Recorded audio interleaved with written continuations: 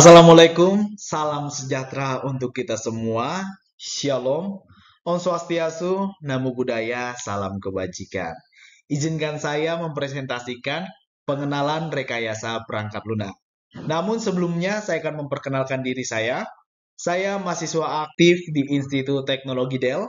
Nama saya Alfredo Benaya dengan NIM 11423-098 di Prodi D4 TRPL. Nah, saya akan memulai dengan yang namanya software. Apa sih itu software?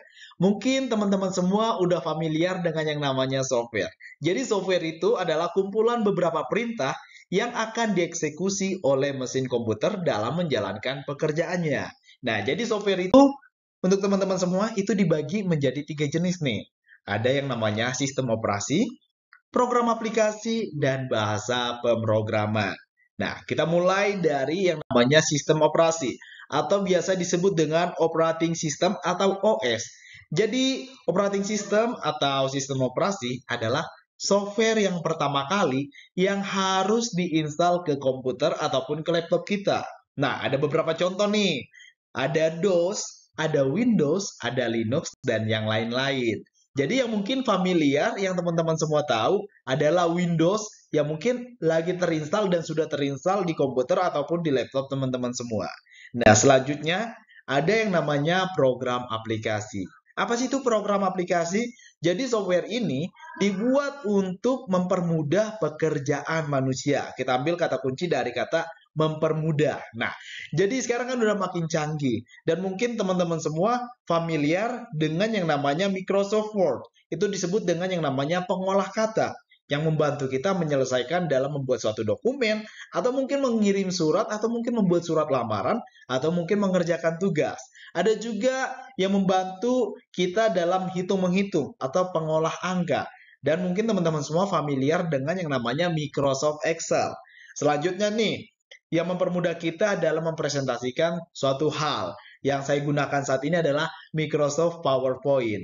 Dan juga biasa dan familiar juga nih, yang biasa digunakan yaitu untuk para desainer, fotografer, ada Corel Draw, dan juga ada Adobe Photoshop, dan masih banyak yang lainnya. Kalau saya sendiri sih, biasa saya menggunakan Adobe Photoshop untuk mengedit foto, ataupun menggunakan yang namanya Adobe Premiere Pro untuk mengedit video. Nah, selanjutnya nih, di software juga ada yang namanya bahasa pemrograman. Jadi software ini digunakan untuk membuat aplikasi. Jadi pengguna dari aplikasi ini atau pengguna dari bahasa pemrograman ini disebut dengan programmer. Jadi ada 3 jenis juga nih. Ada bahasa assembly, ada bahasa Fortran, dan ada bahasa generasi keempat. Nah, dalam pembuatan software ataupun aplikasi ataupun sebuah website, kita membutuhkan yang namanya generic process framework atau 5 tahap untuk pembuatan aplikasi ataupun website. Yang pertama, yaitu communication atau komunikasi. Nah, ini adalah hal yang paling penting karena kita harus melakukan komunikasi terlebih dahulu terhadap stakeholder ataupun terhadap subjek yang akan kita tuju untuk menangani sebuah permasalahan. Nah, tapi sebelum kita melangkah lebih jauh, alangkah baiknya kita menanyakan waktu, kita melakukan komunikasi, menanyakan waktu untuk yang namanya mengadakan pertemuan. Nah, disebut dengan yang namanya planning. Jadi, planning di sini kita akan membuat rencana pertemuan, membahas permasalahan yang akan diselesaikan. Nah, permasalahan yang akan diselesaikan itu akan diselesaikan melalui website ataupun melalui aplikasi. Nah, jadi sebelum kita membuat suatu website ataupun aplikasi, kita harus melakukan yang namanya modeling, yaitu menganalisa sebuah website ataupun aplikasi tertentu yang bisa menyelesaikan masalah yang sudah kita diskusikan di planning dan juga di komunikasi di tahap awal.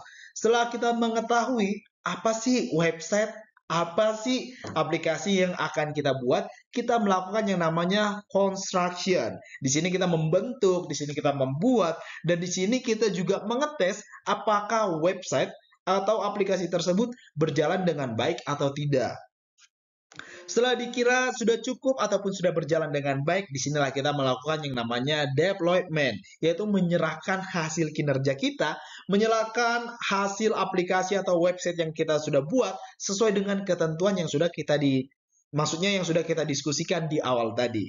Nah, Selanjutnya nih, ada juga yang disebut dengan software proses. Kalau di awal tadi software aja, kali ini ada software proses. Nah, mungkin di sini lebih ringkas aja ya. Ini biasa juga disebut dengan yang namanya SDLC atau sistem metodologi pengembangan. Namanya juga pengembangan kan. Jadi kita mengembangkan lagi nih software ataupun mungkin perangkat lunak yang kita sudah buat melalui sistem yang namanya SDLC. Nah, di sini mungkin lebih rinci lagi. Jadi software proses model. Nah, atau biasa disebut yang kayak Bena bilang di awal tadi adalah SDLC, di mana proses tersebut memiliki beberapa metode untuk menyelesaikan sebuah masalah. Jadi Bena kutip ada dari tiga buku. Yang pertama dari versi Summerfield, dan yang kedua ada versi Pressman, dan ada versi Dennis. Nah, jadi dari ketiga ini memiliki satu versi yang hampir sama juga, yaitu yang pertama waterfall juga, dan waterfall metode.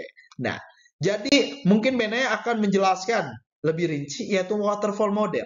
Nah, di waterfall model ini adalah konsep pengembangan yang menekankan pada langkah sistematis, sehingga proses penciptaan sebuah sistem harus dilakukan secara berurutan, mulai dari tahap identifikasi sampai ke tahap perawatan. Nah, jadi untuk waterfall model ini yaitu sistem yang menggunakan jangka panjang, di mana yaitu dilakukan secara berurutan mulai dari tahapan identifikasi sampai ke perawatan. Jadi mulai dari tahapan awal pembuatan aplikasi atau mungkin aplikasi yang sudah dibuat yang akan dikembangkan lagi. Nah, jadi yang kedua itu ada incremental model. Jadi model ini adalah model pengembangan sistem pada software development berdasarkan rekrutmen software yang dipecah menjadi beberapa fungsi atau bagian sehingga model pengembangannya secara bertahap. Jadi perlahan-lahan juga dan mungkin hampir mirip-mirip juga dengan yang namanya waterfall model.